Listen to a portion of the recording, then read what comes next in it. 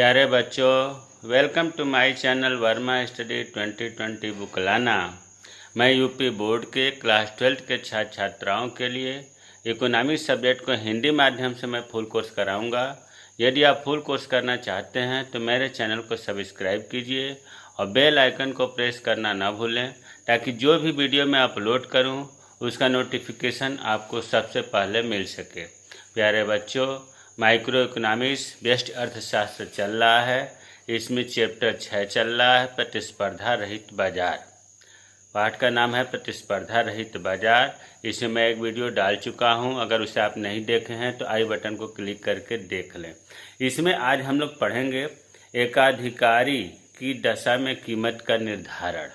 मैंने कल बताया था कि बाज़ार की जो संरचना होते हैं, बाज़ार के मुख्य रूप जो होते हैं वो मुख्य रूप से 3 प्रकार के होते हैं: पूर्ण बाज़ार, एकाधिकार बाज़ार और अपूर्ण बाज़ार। पूर्ण बाज़ार कल हो गया था। पूर्ण बाज़ार क्या है, पूर्ण बाज़ार की विशेषताएं। एकाधिकार क्या है, एकाधिकार बाज़ार की विशेषताएं हो गया था। प्यारे बच्चों, एकाधिकार में जो विक्रेता होता है उसी को हम एकाधिकारी भी कहते हैं।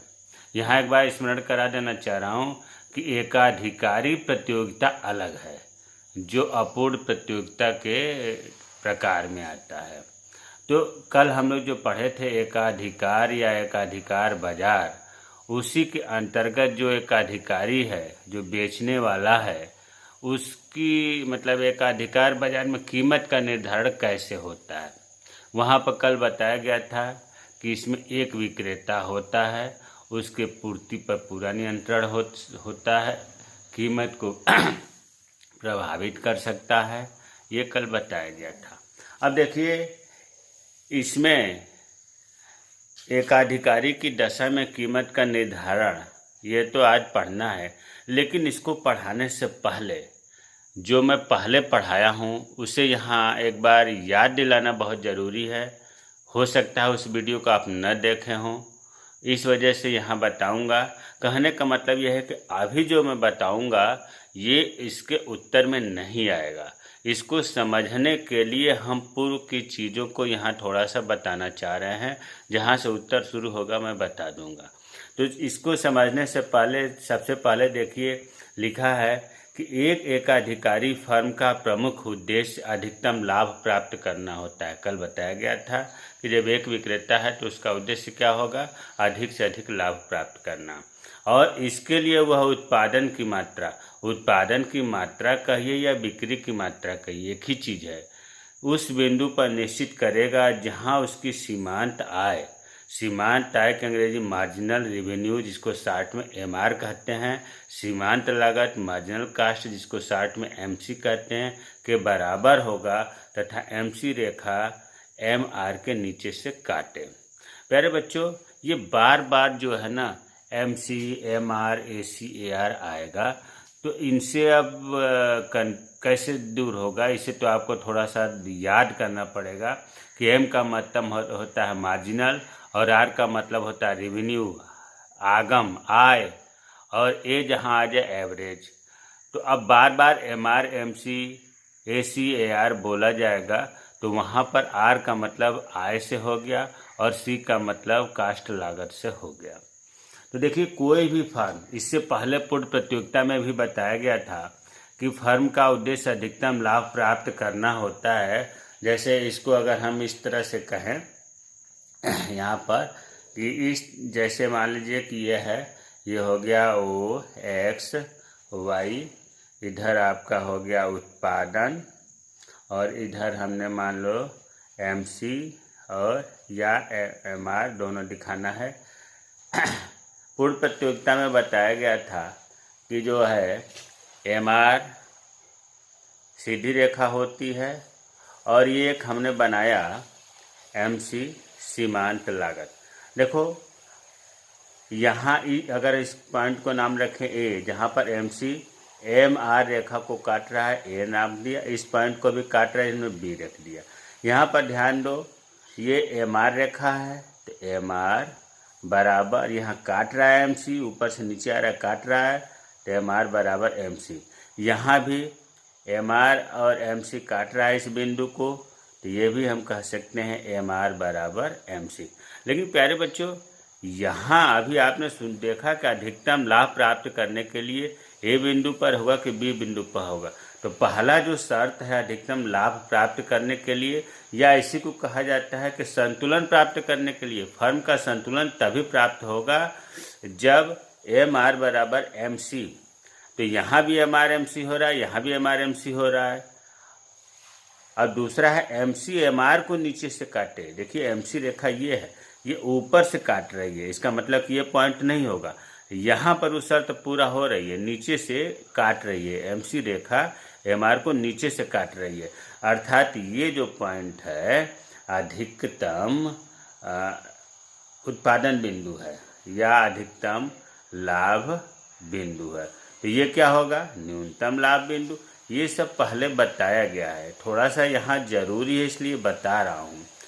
तो अब आपको समझ में आ गया कि अधिकतम लाभ बिंदु को या इसी पॉइंट को कहते हैं साम्य। साम्य का मतलब होता है संतुलन, संतुलन बिंदु, साम्य बिंदु। जहाँ साम्य बिंदु होगा वही अधिकतम। कोई भी उत्पादन करता इसी पॉइंट को चाहेगा कि हम इसी पर मूल्य का निर्धारण करें, यहाँ पर उसे अधिकतम लाभ प्राप्त होगा। ये पहले बताया गया। तो अब हम ये बताना चाहते हैं कि फर्म के संतुलन के लिए दो शर्तें हैं, MR बराबर MC और दूसरा है MC रेखा MR को नीचे से काटे। इसकी बहुत ज़रूरत है, यहाँ हमें उम्मीद है कि समझ में आ गया होगा।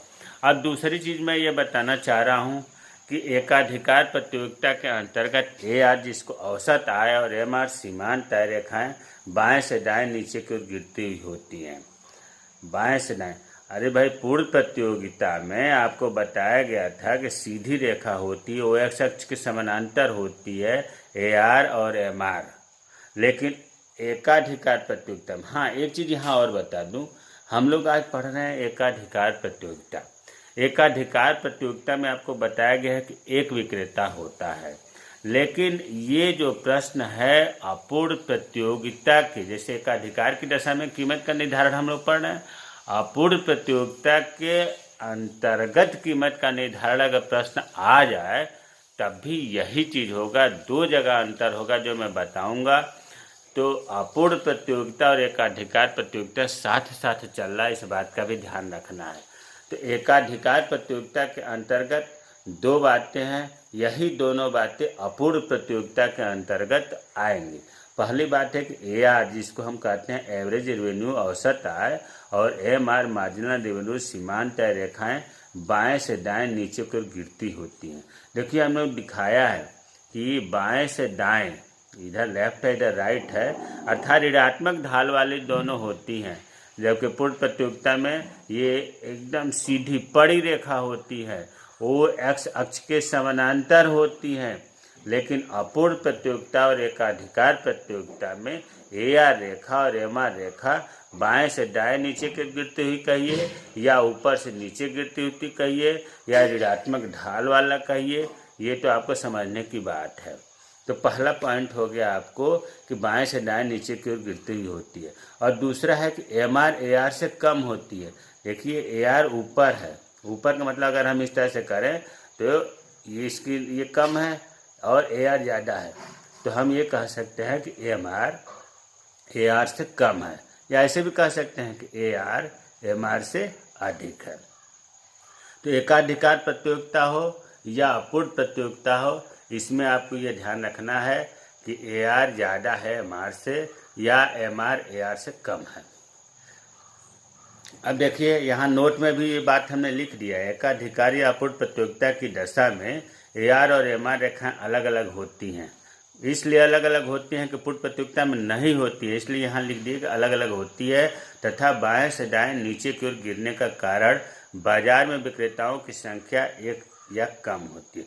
प्यारे बच्चे देखो ये पूछ रहा है बाएं से दाएं नीचे क्यों गिरता है, तो इसका कारण यह पूर्ण प्रतियोगिता में सीधा होता था, वो X के समानांतर होता था, वहाँ पर असंख्य विक्रेता होते थे और जो वस्तुएं समरूप होती थी, कीमत एक जैसा होता था। पूर्ण प्रतियोगिता में कीमत फर्में स्वीकार करने वाली होती तो उद्योग निर्धारित करते थे। अपूर्ण प्रतियोगिता एकाधिकार प्रतियोगिता में ठीक इसका उल्टा है। अपूर्ण प्रतियोगिता और एकाधिकार प्रतियोगिता में जो फर्म है वो स्वयं कीमत को निर्धारित करती है और इनमें जो है वस्तु विभेद भी पाया जाता है, एक जैसे वस्तुएं नहीं होती हैं। तो इसमें जो है जब ये कीमत निर्धारित करने का इनको मतलब सक्षम है ये, तो निश्चित रूप से अधिक बेचने के लिए कीमत को कम करेंगे। विक्रेता अधिक से अधिक अपने माल को बेचने के लिए कीमत कम करेगा। जब कीमत कम करेगा तो बाएं से दाएं ऋणात्मक ढाल बनता है। ये चीज़ हमें उम्मीद है कि समझ में आ गया होगा। देखो एक उदाहरण से मैं यहाँ समझाना चाहता हूँ। वीडियो आज लंबा हो तो कोई बात नहीं, कभी कभी तो लंबा हो जाता है, कभी कभी छोटा भी होता है। बात लंबे और चौड़े की नहीं है, बात यह है कि समझ में आ जाना चाहिए। देखिए हमने पूर्ण प्रतियोगिता के लिए एक उदाहरण लिया। इसमें मान लिया कि 1 2 3 4 5 इकाई है, कोई 5 वस्तु है और एक वस्तु की कीमत 10 रुपये है। यहाँ लिखा हुआ है एक वस्तु की कीमत 10 रुपये है। अपूर्ण प्रतियोगिता में कीमत फिक्स होती है, उद्योग द्वारा निर्धारित होती है, जबकि फर्में उसे स्वीकार करती हैं। मान लो 10 रुपये उद्योग निर्धारित कर दिया तो एक का 10 रुपये कुल आय होगा बेचने पर, 2 का 20 होगा, 3 का 30 होगा, 4 का 40 होगा, 5 का 50 होगा। ये थोड़ा सा बैकग्राउंड में बता रहा हूँ कि ये फंडामेंटल क्लियर हो जाए। औसत आय के लिए औसत आय को सूत्र होता है कि कुल आय में इकाइयों की संख्या से भाग देते हैं। तो 10 में 1 का भाग देंगे तो 10, 20 में 2 का भाग देंगे 10, 10, 10, 10। सीमांत आय निकालने के लिए पहली संख्या जो का त्यों उतारते हैं, फिर 20 में से 10 गया 10, 30 में से 20 गया 10, 40 में से 30 गया 10 और 50 में से 40 गया 10। तो देखो औसत आय और सीमा, जब इसे हम ग्राफ पर व्यक्त करना चाहेंगे तो चलो मान लो कि हम औसत आय व्यक्त करना चाहते हैं तो सब में बराबर है। अगर यहाँ 10 है तो अब इधर हमने लिख दिया 1 2 3 4 5, तो 10 पर चिन्ह लगेगा। 10 पर कुल मिलाकर के ये सीधी रेखा होगी, तभी तो औसत सीमांत आय भी इसी तरह 10 इसी पर सीधी रेखा होगी। चलिए इस हाथ से खींचने पर टेढ़ी हो गई तो स्केल से खींच दे रहा हूँ। सॉरी ये टेढ़ी हो गई, आप समझ लेंगे सीधी रेखा है। तो पूर्ण प्रतियोगिता में AR बराबर MR एक रेखा होती है। अब अपूर्ण प्रतियोगिता में एक उदाहरण से देख लेते हैं। 1 2 3 4 5, इसमें मान लो वस्तु की कीमत 10 रुपये रखा तो इसमें चलो हमने 12 रुपये रख दिया कि एक वस्तु का दाम 12 रुपये है, तो एक का 12 रुपये हो गया। अब देखो दो वस्तु का कीमत जो है 24 रुपये होगा, लेकिन आदमी कहता है ना, करे भाई हम 2 लेंगे कुछ कम कर दो। तो फर्मों के पास मतलब कीमत प्रभावित करने का पावर होता है, कर सकती हैं। तो जब 2 का 24 हो गया तो मान लो कि कुछ कम कर दिया, 22 रुपये कर दिया। 3 का 36 रुपये हुआ तो 36 का कुछ कम कर दिया, मान लो 30 रुपये हो गया। 4 का 48 हुआ, चलो मान लो 34 हो गया, है ना। अब उसी तरह से 5 का 60 रुपये हुआ, चलो 36 रुपये में कर दिया। इस तरह से अपने मन से बना लेंगे। अब AR निकालना हो तो अभी AR का बताया गया कि कुल आय में इकाइयों की संख्या का भाग देंगे तो ये हो जाएगा 12, ये हो जाएगा 11, 10, 4 का 34 में भाग देंगे तो हो जाएगा 8.5 और 36 में भाग देंगे तो 4 7 28 7.2। MR निकालना हो, MR आपको पता है कि TR से निकालते हैं 12, फिर 12 में से 22 में से 12 गया 10, 8, 4, 2। और जब हम इसको ग्राफ पर बनाएंगे प्यारे बच्चों तो देखो AR ज़्यादा है किसके, MR के अपेक्षा। तो जब हम बनाएंगे इसको ग्राफ पर तो इस तरह से संरचना बनेगी। अधिकतम संख्या 12 है, मान लें यहाँ 12 है, तो ये देखो बड़ी संख्या है तो ये हो गई AR का वक्र ऐसे बनेगा और ये MR का होगा। अब हम यही तो बताना चाह रहे थे कि पूर्ण प्रतियोगिता में AR MR एक परी रेखा होती है, लेकिन अपूर्ण प्रतियोगिता में ये दोनों अलग अलग रेखाएं होती हैं, बाएं से दाएं नीचे की ओर गिरती हुई होती हैं। AR अधिक होती हैं MR के अपेक्षा। तो ये अभी तक जो हमने बताया ये आपको बेसिक चीज़ें क्लियर करने के लिए बताया। अब हम सीधे प्रश्न कैसे पूछता है इम्तहान में कि एकाधिकार को स्पष्ट कीजिए। एकाधिकार में अल्पकाल में मूल्य का निर्धारण कैसे होता है। एकाधिकार बाजार में फर्म के सामान्य लाभ, असामान्य लाभ तथा हानि की स्थिति में संतुलन को दर्शाने वाले चित्र बनाइए। तो इस तरह से प्रश्न पूछा जाता है। अभी तक जो आपने पढ़ा एकाधिकार मतलब बाजार में कीमत का निर्धारण कैसे करें, अब यहाँ से जो है उसका उत्तर होगा, यहाँ से उत्तर होगा। अभी तक हमने जो बताया आपको इसे समझाने के लिए बताया। तो इसमें क्या लिखा जाएगा कि समय के दृष्टि से एकाधिकार के अंतर्गत मूल्य निर्धारण की व्याख्या को 2 भागों में बांटा गया है। भाई समय की दृष्टि से अब बार बार कह रहा हूँ कि एकाधिकार और अपूर्ण प्रतियोगिता दोनों साथ चल रहा है। अपूर्ण प्रतियोगिता के अंतर्गत भी व्याख्या 2 भागों में बांटा। जहाँ एकाधिकार आ रहा है वहाँ पर आप अपूर्ण प्रतियोगिता लिख सकते हैं। अब देखो ये 2 प्रकार का समय के हिसाब से होता है, अल्पकाल और दीर्घकाल। अल्पकाल का मतलब बहुत थोड़े समय के लिए, इसमें जो है इतना समय कम होता है कि पूर्ति को बढ़ाया नहीं जा सकता। विक्रेता जो है पूर्ति को नहीं बढ़ा सकता, मांग के हिसाब से ही कीमत निर्धारित करता है। जबकि दीर्घकाल में इतना टाइम होता है कि विक्रेता जो है पूर्ति कर सकता है। ये चीज़ क्लियर हो गया कि अल्पकाल और दीर्घकाल में क्या है। अब सबसे पहले आते हैं अल्पकाल में मूल्य निर्धारण। देखिए अल्पकालीन मूल्य निर्धारण में एक अधिकारी को लाभ भी प्राप्त हो सकता है, हानि भी हो सकती है, सामान्य लाभ, शून्य लाभ भी प्राप्त हो सकता है। देखो बच्चों, अल्पकाल में जब भी हमने बताया कि पूर्ति नहीं बढ़ाई जा सकती क्योंकि समय कम होता है, तो ऐसी स्थिति में एकाधिकारी जो है उसको लाभ भी हो सकता है, कभी कभी उसे घाटा भी हो सकता है। और सामान्य लाभ को शून्य लाभ भी कह सकते हैं। इसका मतलब हुआ कि न लाभ होगा न हानि होगा, बराबर होगा, तो उसे हम शून्य लाभ या सामान्य लाभ कहते हैं, हो सकता है अल्पकाल में। अपूर्ण प्रतियोगिता में भी वही चीज़ होगा। अपूर्ण प्रतियोगिता में विक्रेता को सामान्य लाभ, हानि और लाभ तीनों हो सकता है। अब देखो कब लाभ होगा, कब हानि होगा, कब शून्य लाभ होगा। तो 60 में लिखा है कि यदि AR ज़्यादा है औसत लागत से, AC से, तो फर्म को लाभ होगा। यहाँ देखो इसको कैसे याद करें। आप ऐसे सोचिए अपने मन से कि R का मतलब हमने बताया आय, और C का मतलब होता है कास्ट लागत, और R का मतलब रेवेन्यू।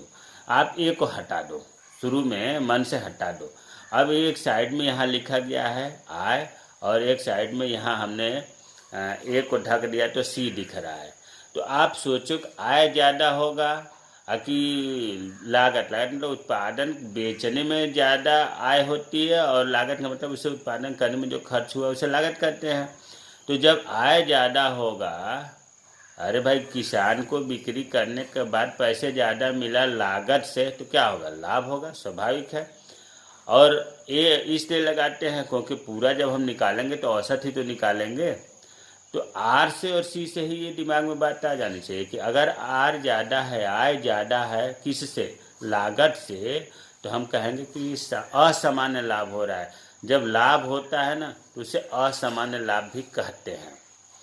तो R को जगह पर हम AR कह रहे हैं कि AR अगर ज़्यादा है किससे, AC से, तो असामान्य लाभ होगा।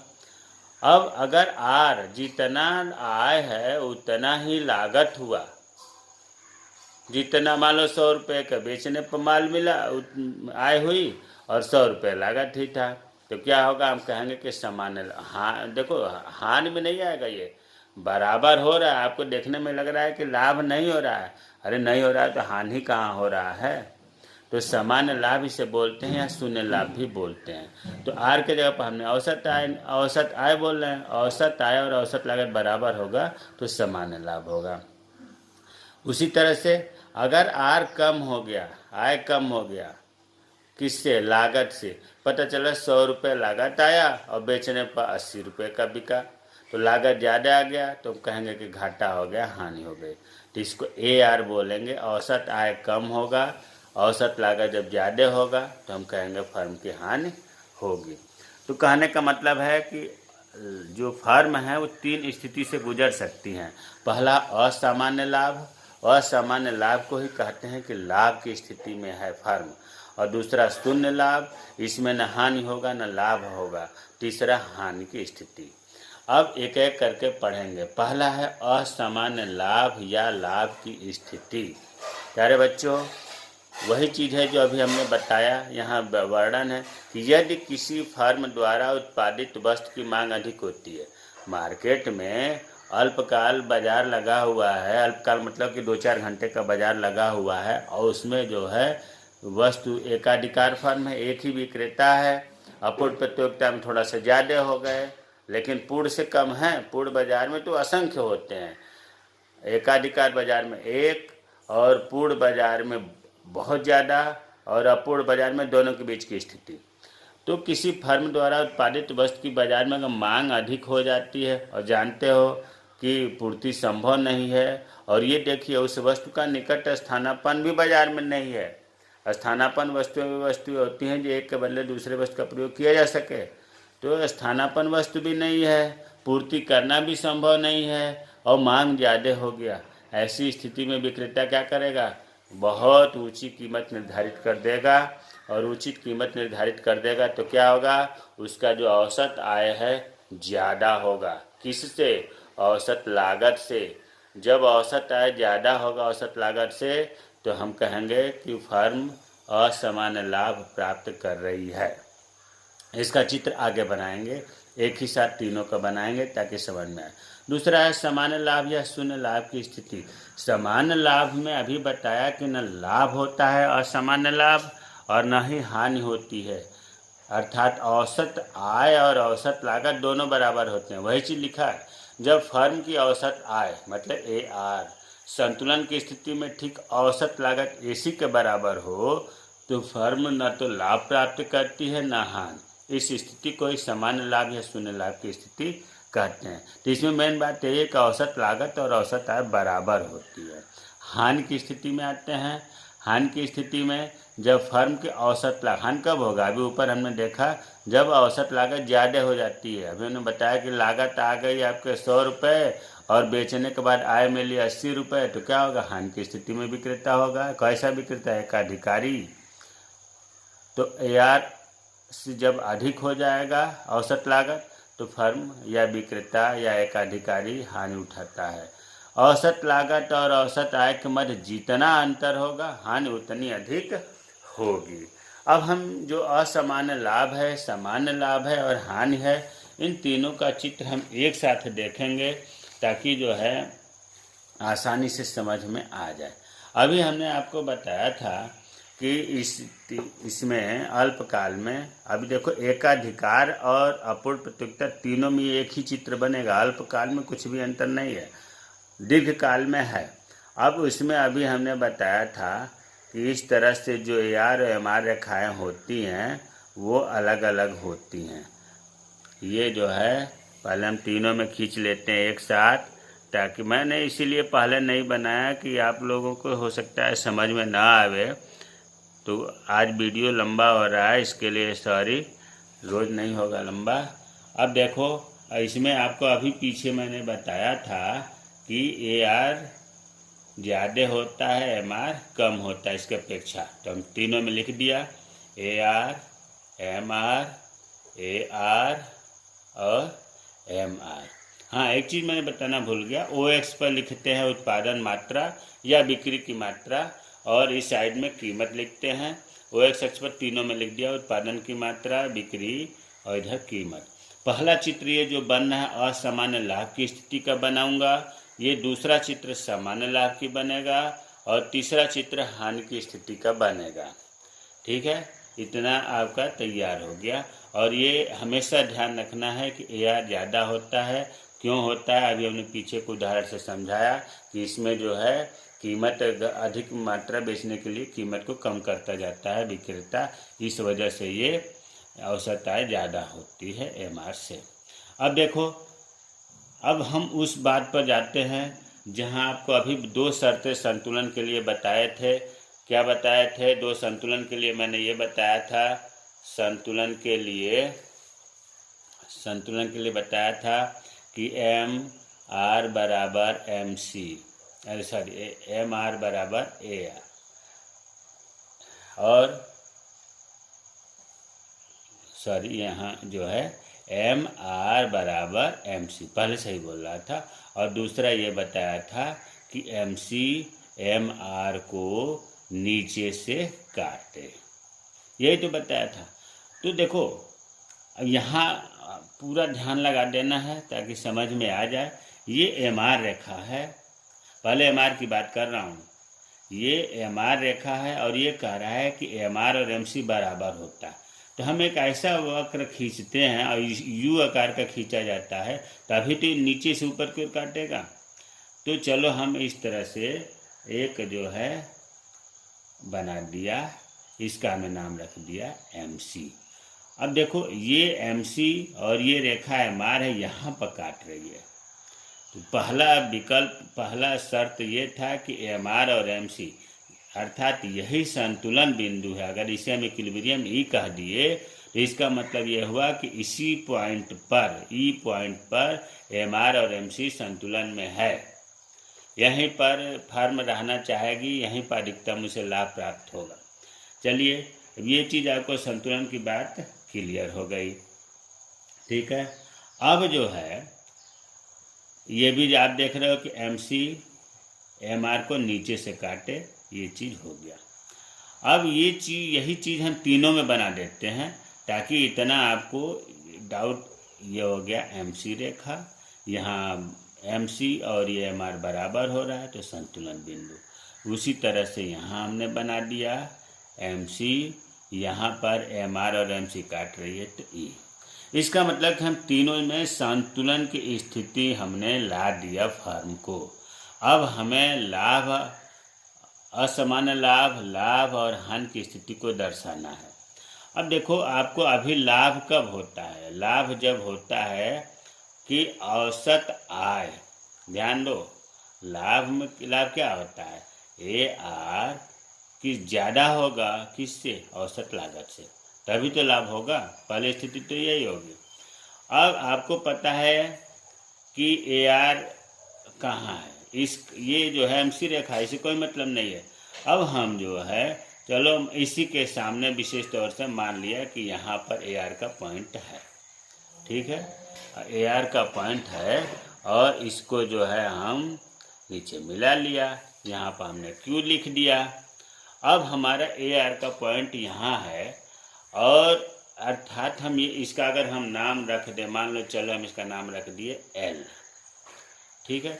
तो ध्यान दो क्यू और एल, ये क्यू या एल क्यू कहिए या क्यू एल कहिए, एक ही चीज़ है। एल क्यू क्या है भाई, अभी हम जो बोल रहे हैं एल क्यू क्या है, औसत आय है, औसत आय। क्यों, क्योंकि औसत आय का रेखा है तो यहाँ से लेकर यहाँ तक एल क्यू औसत आय। अब हमें औसत लागत दिखाना है तो इससे कम दिखाना है, इससे कम दिखाएंगे तभी तो लाभ होगा, असामान्य लाभ होगा। लेकिन ई से नीचे नहीं दिखाएंगे, ये भी ध्यान रखना है, संतुलन बिंदु से ऊपर रहेगा। चलो तो इससे जो नीचे दिखाना है तो इस पॉइंट पर हमने मान लिया यहाँ पर, और ए सी वक्र इस बिंदु को ध्यान में रखते हुए हमने खींचा, इसका हमने नाम रख दिया ए सी। और ये एल था, चलो हमने इसको रख दिया, ये जो बिंदु है एम। अब इन बिंदुओं को हम इस तरह से इधर मिला देंगे, फिर ऊपर एल वाले को मिला देंगे, इधर हमको मान लो इधर पी रख दिया, इधर P1 रख दिया। अब प्यारे बच्चों देखो अभी हमने बताया एल क्यू औसत आय है, क्योंकि औसत आय की बिंदु ये थी, और ये एम जो ए सी काटा है यहाँ पर, एम और क्यू क्या है, एम और क्यू बोलेंगे औसत लागत, क्योंकि एम ऐसी है। तीसरी स्थिति आप यहाँ समझो कि एम क्यू कहें या क्यू एम एक ही चीज़ है, ये हो गया आपका औसत लागत, ठीक है। अब अगर इसे हम कहें यहाँ से पढ़ना P1 L M P, ये जो है ये लाभ की स्थिति है, यही तो लाभ है, सामान्य लाभ है। तो इसको हम यहाँ लिख रहे हैं P1 मतलब P1 L M P, P1 L M P, ये क्या है, लाभ, फर्म का लाभ है। और ये क्या था, अभी बताया गया ये संतुलन बिंदु है। देखिए इसी चित्र से व्याख्या हो जाएगा, चित्र बना करके इसका इस तरह से व्याख्या कर देने से नंबर पूरा मिलता है। तो अब ये हमें उम्मीद है कि समझ में आ गया होगा कि जो लाभ है आपका, आपको दिखा दिया गया चित्र में कि AR औसत आय ज़्यादा है। औसत आय का कितना है, आपने देखा कि औसत आय है LQ, अर्थात LQ ज़्यादा है AC से, MQ से। तो ये लाभ हो गया। अब आते हैं सामान्य लाभ की स्थिति में। सामान्य के लाभ की स्थिति में आपको मान लो कि इसके सामने हमने यहाँ पॉइंट मान लिया, किसका, AR का। भाई AR है यहाँ पर, चलो हमने मान लिया L, यहाँ हो गया Q।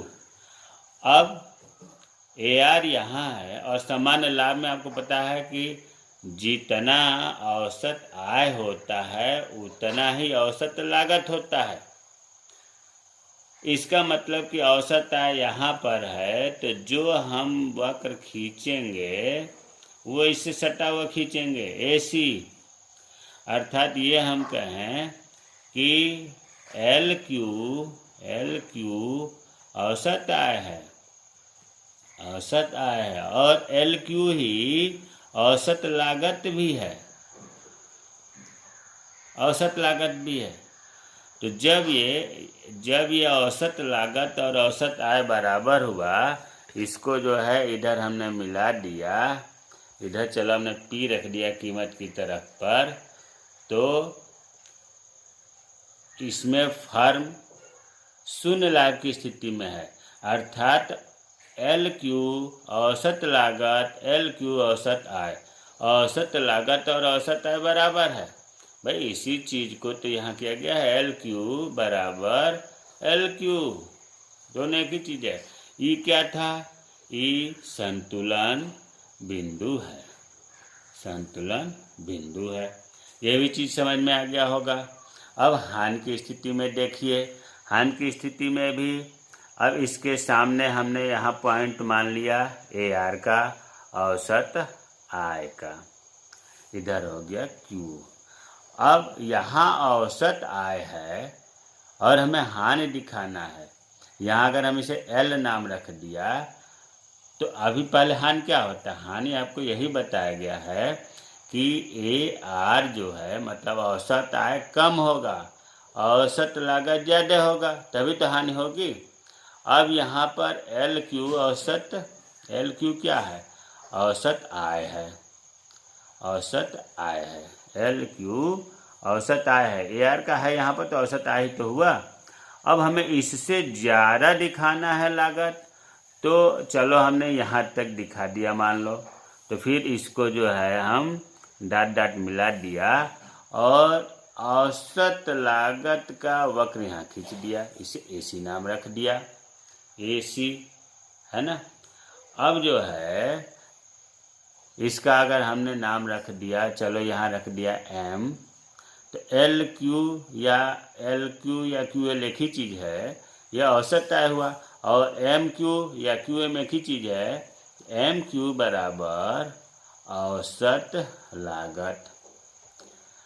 तो अब हानि यही तो हो रही है, यहाँ पर हानि इसीलिए तो हो रही है कि LQ जो है औसत आय कम है और औसत आय ज़्यादा है। इन पॉइंटों को इधर मिलाएंगे और मिलाने के बाद इधर मान लो हमने नाम रख दिया M हो गया, तो N रख दिया, T रख दिया, तो हानि क्या होगा, ये हानि का पूरा क्षेत्र है NMLT। इधर से कहीं से भी चारों मतलब चारों पॉइंट को बताना होगा, तो हमने बताया NM, L से शुरू है तो L M N T, ये हानि हो रही है। अब ये देखो LQ जिसे हम कहते हैं औसत आय और MQ जिसे कहते हैं औसत लागत, इन दोनों के बीच में जितना अंतर होगा उतना ही हानि ज़्यादा होगी। तो ये आपका जो है हानि की स्थिति हुई। तो प्यारे बच्चों, हमें उम्मीद है कि ये चीज़ें तीनों एक साथ इसीलिए बनाए कि ई क्या है, इसमें छूट गया था ई, जैसे सब में है वैसे इसमें भी लिखेंगे ई संतुलन बिंदु। तो अब उम्मीद है कि ये आपको अल्पकाल में जो 3 स्थिति होती है, असामान्य लाभ की स्थिति, सामान्य लाभ की स्थिति, हानि की स्थिति, चित्र सहित आपको समझ में बहुत अच्छे से आया होगा। अब इसमें जो दूसरा था दीर्घकाल में मूल्य निर्धारण, दीर्घकाल में, अरे भाई अभी बताया था कि अल्पकाल का मूल्य निर्धारण अलग होता है, दीर्घकाल में मूल्य निर्धारण अलग होता है। घबराने की बात ना है, आज वीडियो थोड़ा सा लंबा है तो कोई बात नहीं। यहाँ देखो प्यारे बच्चों, दीर्घकाल में इतना टाइम होता है ना कि विक्रेता जो है वो पूर्ति कर देता है, किसका, वस्तुओं की। इस वजह से यहाँ पूर्ति हो जाने से हर समय उसे सामान्य लाभ प्राप्त होता है, सामान्य लाभ प्राप्त होता है। लेकिन यहाँ ध्यान दो, ये एकाधिकारी की स्थिति में जिसमें एक विक्रेता होता है वहाँ पर असामान्य लाभ होगा, असामान्य लाभ। और अपूर्ण प्रतियोगिता के संदर्भ में बात करें तो सामान्य लाभ होगा। मैं कहा था ना कि एकाधिकारी प्रतियोगिता में और एकाधिकार और अपूर्ण प्रतियोगिता में क्या अंतर है, तो यही है। अल्पकाल में बिल्कुल अंतर नहीं है। दीर्घकाल में अगर एकाधिकार का चित्र बनाना है तो लाभ का बनेगा, देखो लिखा है सदैव लाभ का बनेगा। और अगर अपूर्ण प्रतियोगिता का बनाना है दीर्घकाल में तो सामान्य लाभ का बनेगा। कौन सा, अभी ये जो बताया था, एकाधिकार में इसका बनेगा असामान्य लाभ का, एकाधिकार में इसका बनेगा, और अपूर्ण प्रतियोगिता में सामान्य लाभ का बनेगा, यही बनेगा।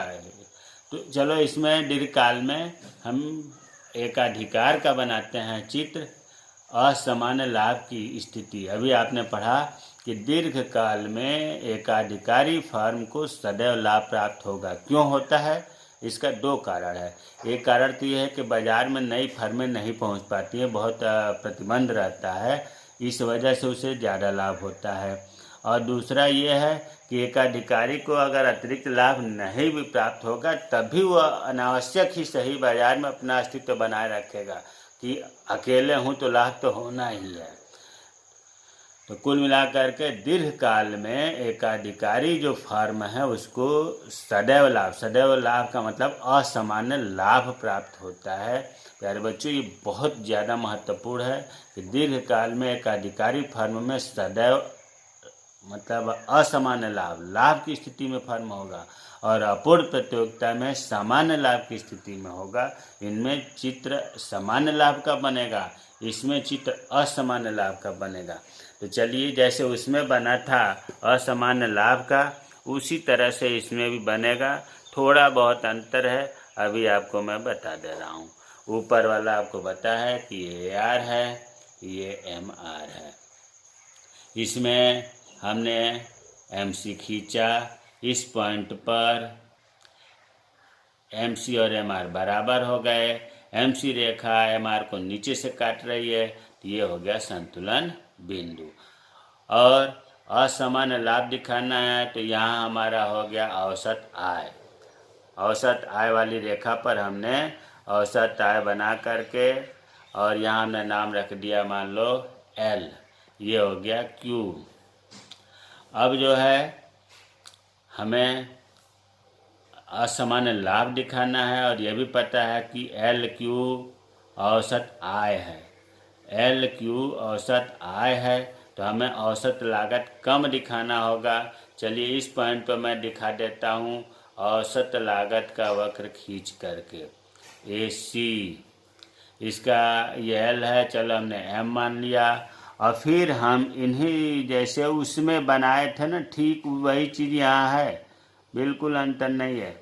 अब ये आपका लाभ हो गया, लाभ। इधर हमने चलो नाम रख दिया TS, जैसे उसमें बनाया था।